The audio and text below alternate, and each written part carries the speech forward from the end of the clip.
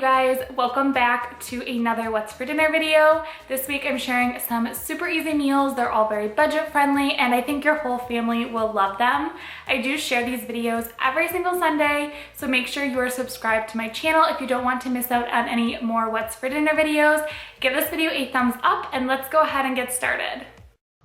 The first meal this week is actually going to be some fajitas.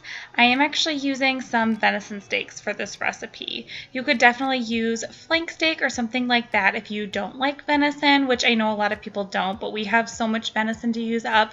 So I have been trying to find some new recipes, and this was a really good one. I will definitely be making this again, but I'm just starting by cutting up the 2 pounds of venison into little strips and setting them into a bag. We're going to be marinating this steak.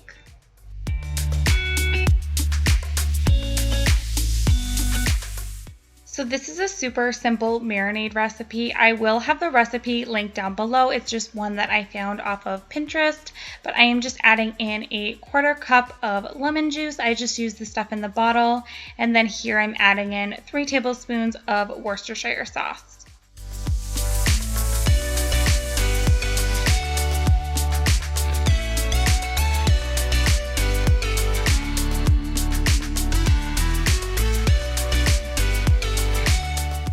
The recipe called for 5 cloves of minced garlic. I'm just using the stuff in the jar. I just did a couple big scoops of that and I felt like it was about the right amount. And then you're also going to need 1 tablespoon of just plain old table sugar. I also used 1 tablespoon of ground cumin, and then I did 1 tablespoon of chili powder as well.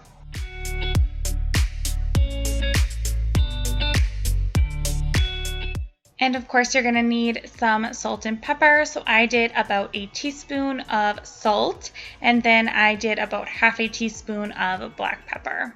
And then you're just going to shake all of this up together in the bag, and you're going to toss this in the refrigerator and let it sit for about 40 minutes. Or the recipe did say that you could do this and make it overnight and just leave it in the fridge until the next day if you like to do it that way. But I did mine for probably about an hour in the fridge, and that felt about right.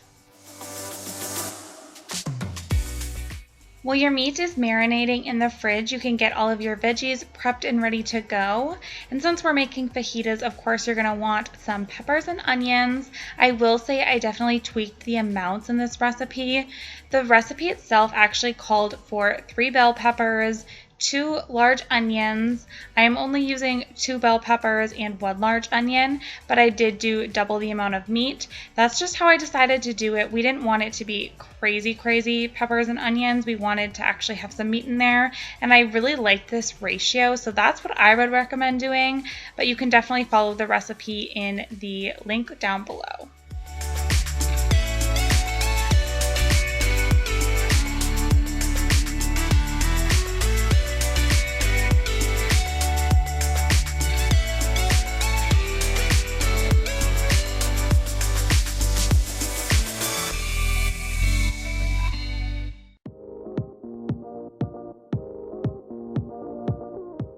And I'm just cutting all of the veggies into really long, thin strips. That's how I like them for fajitas. It's what you'd find at a restaurant, and I like them this way versus like chopping them up.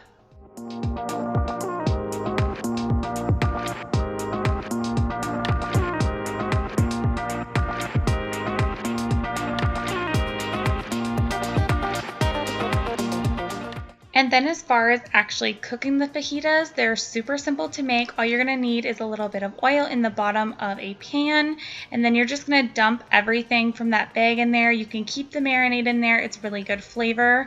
And then dump your meat in with your onions and your peppers, and you're just going to cook all of this together. I would say that I let mine cook for a good 10 minutes or so. You just want to make sure that your meat is cooked all the way through, of course, and that your peppers and onions are getting a little bit soft.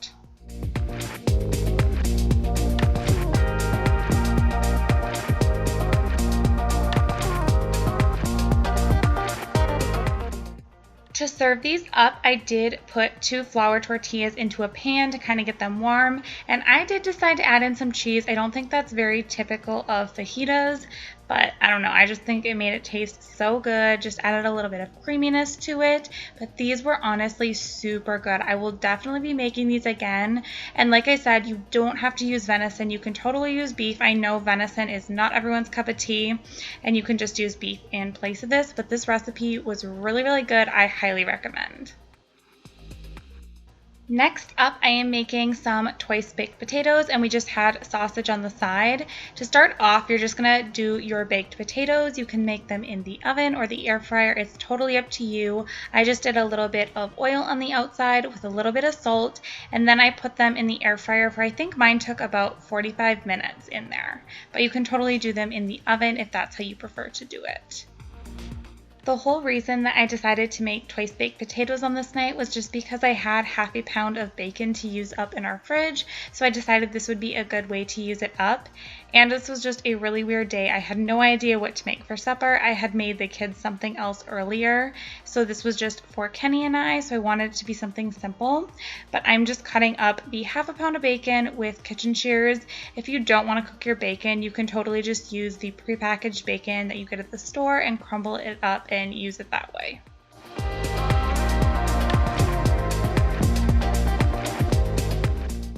So this bacon is just going to be the crumble on top of our twice baked potatoes, and I guess I add a little bit into the actual potatoes as well, but I am just getting it all fried up and ready to go.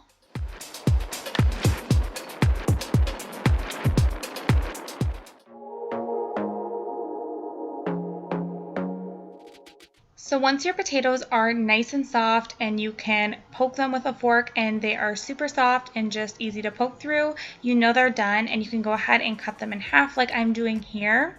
You want to let them cool off for a minute or so because they are super hot, and you're going to scoop out the inside of the filling into a bowl. When you're doing this, you do want to leave a little bit of the potato inside attached to the skin, otherwise the skin is just going to rip apart. So you want to basically think of the potato skin as a crust. We're going to be taking the potatoes out, adding all of the yummy goodness to it, and then we're going to be putting it right back into these shells. So you do want to make sure that the skin stays intact.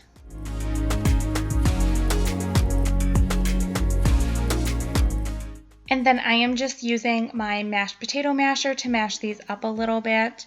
For seasonings, I go very heavy on the garlic with this recipe. It definitely adds a ton of flavor, so lots of garlic powder. And then of course I do salt and pepper as well. And then I do about 3 or so tablespoons of butter in there.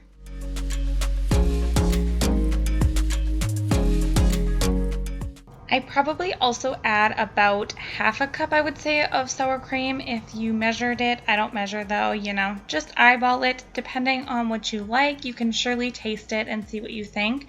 And then I do just a little splash of milk in there and get all of this mashed up together.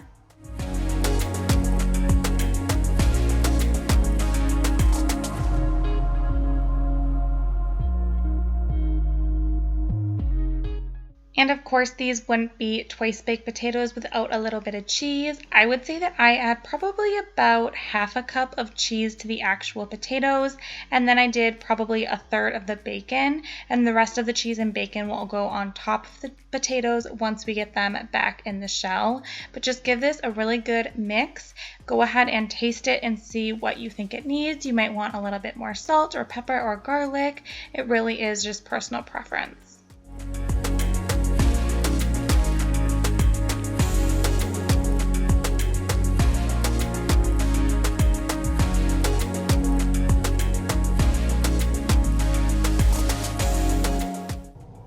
then you're just going to be putting this filling right back into your potatoes.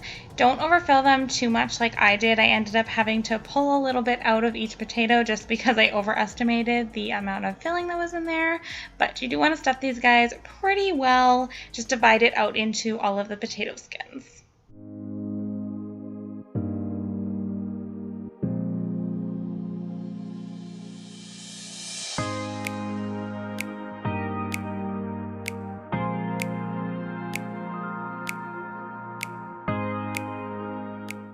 And then you're just going to be topping these with some more cheese. I'm just using a Colby and Monterey Jack blend. That's what I would recommend using, or some sort of cheddar cheese would be really good as well. And then I'm also using up the rest of the bacon on top. I swear these have so much flavor. Some of my favorite potatoes. If you've never made them, this is such a good recipe. I seriously would recommend them. My mom used to always make these when I was younger, and they were just like my favorite things. I would beg her to make them, and I hadn't made them in a really long time, so it was time to finally make them again. And then as far as baking them after this, I just popped them right back into my air fryer. You could definitely put them in the oven. I would say put them in like a 350-degree oven for maybe like 10 minutes or so.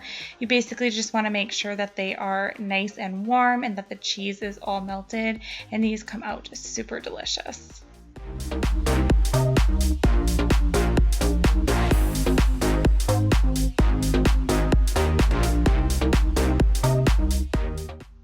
The next recipe is going to be some shrimp scampi. This was our date night this week, and it was actually a really yummy recipe. I found it on Pinterest. I'm just starting off by heating up some olive oil and then adding some big scoops of minced garlic. I'm going to have this recipe linked down below for you guys to follow, but I doubled this recipe when I made it, and it turned out really, really good. So add that garlic, let it cook up for a few minutes, and then I'm adding in a whole bag of shrimp. Ours was pre-cooked, and then I added on a little bit of salt and pepper. So the main seasoning for this recipe is going to be this Italian dressing seasoning packet, so it makes it super easy. But I'm adding in half of the packet to the shrimp, and then I'll be adding in the other half of the packet later on. The recipe actually said to add it all right away to the shrimp, but this is what I did and it worked out really good, so that's what I would do again. And then I'm adding in 1 stick of butter as well as half a cup of chicken broth. I'm also adding in half a teaspoon of black pepper. You can add some salt to taste, and then I'm adding in that Italian seasoning packet. Add the rest of that, and then you're just going to bring all of this to a simmer and let it cook for just a little bit.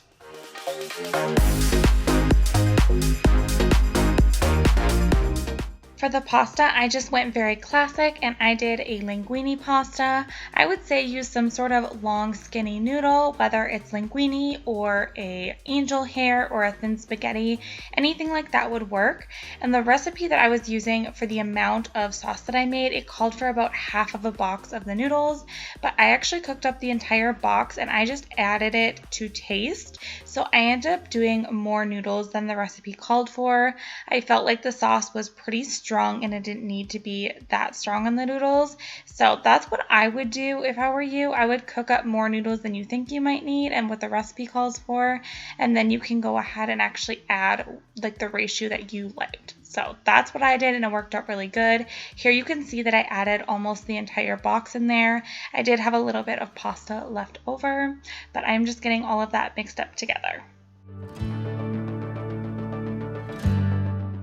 I also did add in probably about 3/4 of a tablespoon of dried parsley. The recipe called for fresh, but I did not have any of that, so I just used dried. And then I did about 2 tablespoons of lemon juice on there and mixed all of it together. This recipe did also call for Parmesan cheese, but to be honest, I completely forgot to add it. I was going to serve it over the top of the noodles when I actually served the dish, but I just completely forgot. So it obviously tasted really good even without it, so I don't think that's really necessary. But like I said, I will have the full recipe linked down below if you want to follow the written recipe.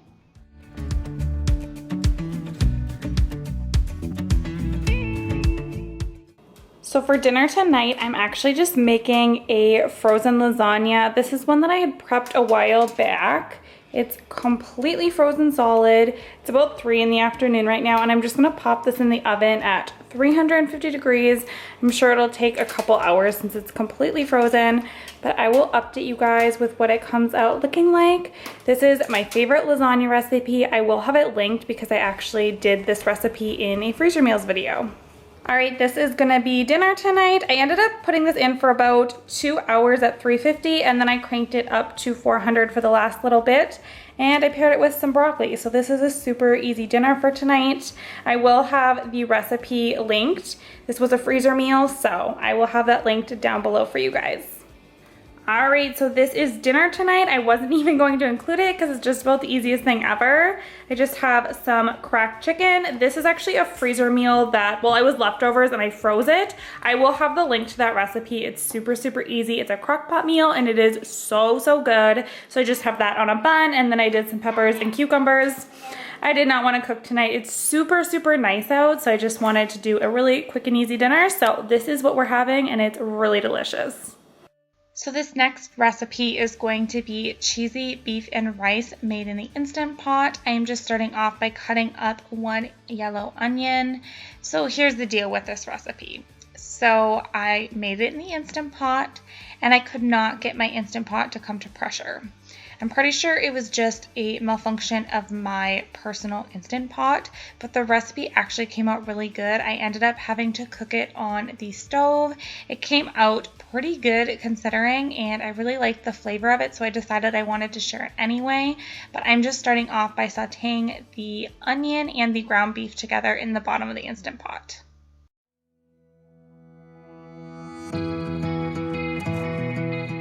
Once your ground beef is completely cooked through, I'm just adding in 1 can of cream of chicken soup, getting that all in there, and then I'm also adding in a couple cups of milk.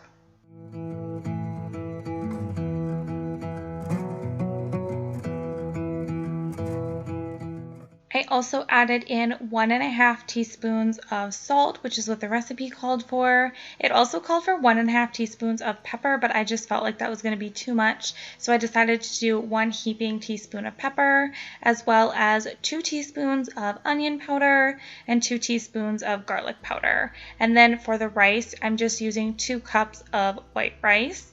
The recipe called for tomato soup, but I did not have that, so I just did tomato sauce. And then it also called for about a cup of canned corn. And then I am adding in a little bit of extra chicken broth just because I didn't add the full amount of milk. But like I said, I'm going to leave that recipe in the description box. You guys go follow that recipe, check the measurements, and follow that one. Like I said, my Instant Pot would not come to pressure, but I really do not think it was like the recipe. I'm almost positive it was my Instant Pot and that something was just burnt on the bottom, so it just was not working out.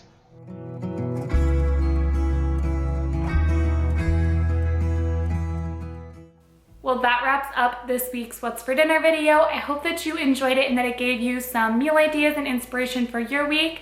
If you have a favorite recipe, go ahead and leave it for me in the comments down below, and I would love to try it out.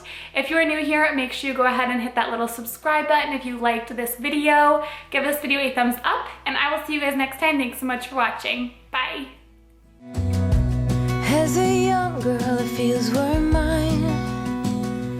We played hide and seek for hours, raised our shadows among the pines. So offshore, playful and free, without a care.